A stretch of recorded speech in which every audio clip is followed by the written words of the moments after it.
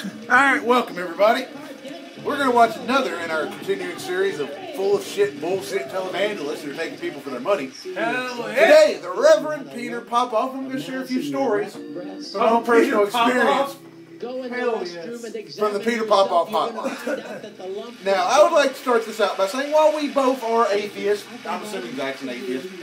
Or I'm a little bit more nihilistic, but I'll go with you on that. Alright, either way, we're not Christian. However, I'm fine with Christians, whatever makes them happy in their own stupidity. Fuckers like this that use religion to take advantage of people, however, the message needs to be sent. And I've been going to doctor for years. This is the Reverend Peter Popoff. Basically, he takes advantage of poor people by saying things like, there's somebody out there watching this that's having trouble making a house payment. No shit, because if you're up at 4:30 in the morning watching infomercials, you probably aren't paying your rent. I'm sorry, because if you had a job, you wouldn't be watching infomercials at 4:30 in the morning. Sure enough, sure enough. And by planting little seeds like this, stupid people call in and think he's talking directly to them. Then he has these actors here, which he pays to come out and say, I got $98,000 in the mail from a mystery gift. Let me explain a couple things to people. If you receive a $98,000 check in the mail, it has to have a sender on the check somewhere. You can't just take a blank check to the fucking doctor, to the bank that says $98,000, my name, and nothing else. They're not going to cash that bitch. Money just doesn't magically bank transfer out of the sky. That's not how it works. And that somebody had. And it's pathetic that this motherfucker takes advantage of I did what he told me to do. I sold the seed and sent it. Oh yeah, this is the guy with the spring, the miracle spring water that we were gonna buy the smoke out of. Toll-free number. And that's actually a little story. I have purchased the miracle spring water before. One of my homeboys was on probation, and I figured I would reward him when he got off with a nice tobacco pipe full of some miracle spring water. Because tobacco pipes full of anything are great. Exactly. Definitely nothing hallucinogenic or illegal going on. No, it's kind of like hooch. Exactly. It just gets a bad rap. So, I ordered the miracle spring water, had it sent to my house, got the little package. It's from Chernobyl, Russia, which kind of worried me to ingest in my body, because what if he's wrong and it's just irradiated water? But, you know, whatever. I sit on the shelf, waiting for my friend to get off probation. Hey, if it's just irradiated water, you can become one of the Justice League. Even more have had huge sums of miracle money transferred into their accounts. To be fair, just go batshit insane. Miracle spring water and the actually, none of the Justice League had, like, mutated powers. They all got it from, like, Wonder Woman got it from a goddess, Batman was normal, Superman because of the sun. Really, the DC Universe doesn't have a lot of mutation. That's more of a Marvel thing, but I digress. I got the miracle spring water left to sit on my bookshelf. And I'll be damned. I got my nerd card revoked. Hard. Perhaps. But, we'll do a whole video series on my problem with the goddamn DC Universe and the 52 reboot. Yeah, and I will not George King for that one. And the anointed you can sit there and play the listener and stare at me blankly. But, point being, I had the miracle spring water before I could put it in the hookah, tobacco pipe, whatever you want to call it. My goddamn Rottweiler ate it. On a related note, my Rottweiler is slightly mentally retarded, and I think it may be from the spring water. 40 years.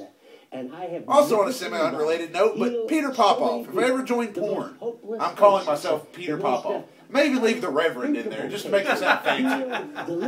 The Reverend Peter Popoff. I always wanted to go to one of his meetings, like a faith healer meeting.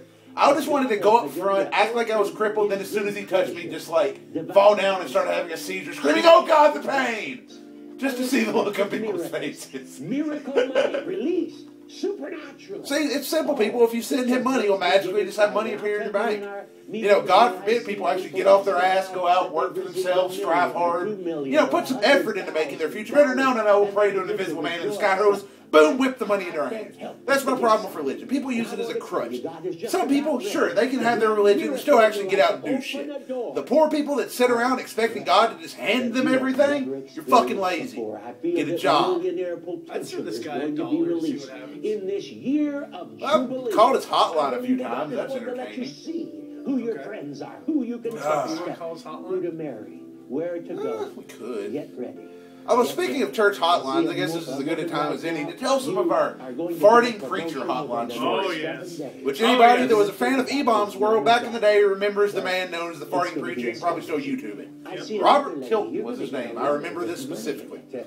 Well, we were watching the E-Bombs video one day, and, we were laughing at it. I flipped it over to cable, and the actual commercial was on with the number left in the bottom, so This became our passion. And what made it great is his operation was so low rent that basically late at night, I'm pretty sure it was just an old woman running the phone line out of her home. Because when we call it like 3 a.m. East Coast time, she would seem really disgruntled and like we woke her up.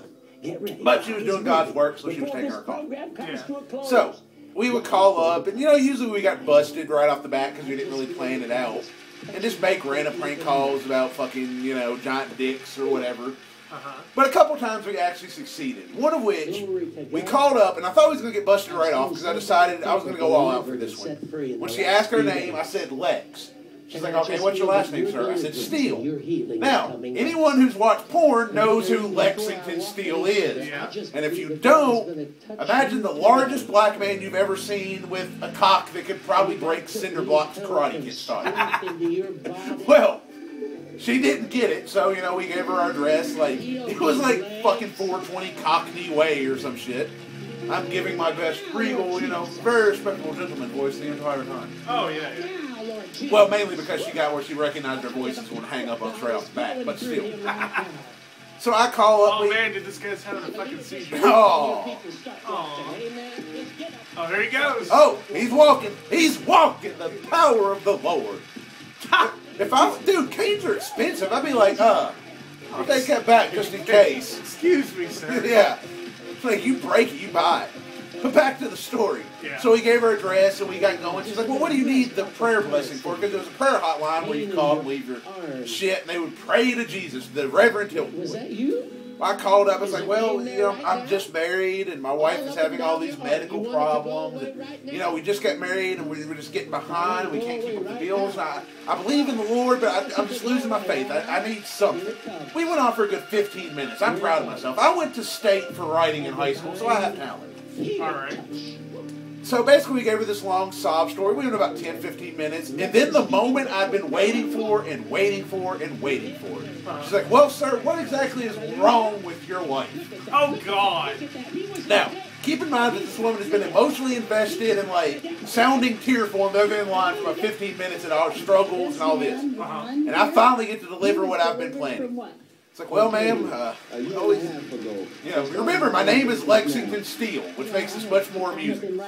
It's like, well, we went on our honeymoon, ma'am, and we were making love for the first time, and I just ripped her. She ripped all the way down to her asshole, and we're going to get stitches.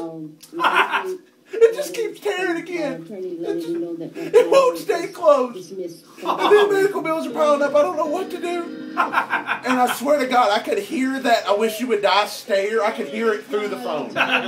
There was silence for about 5 seconds. And then I shit you not, this fucking 65-year-old woman on a Christian hotline comes out with one of my favorite lines in the history of ever.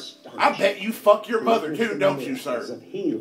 I didn't even have a comeback for that. I literally just had a 65-year-old woman say, I bet you fuck your mother.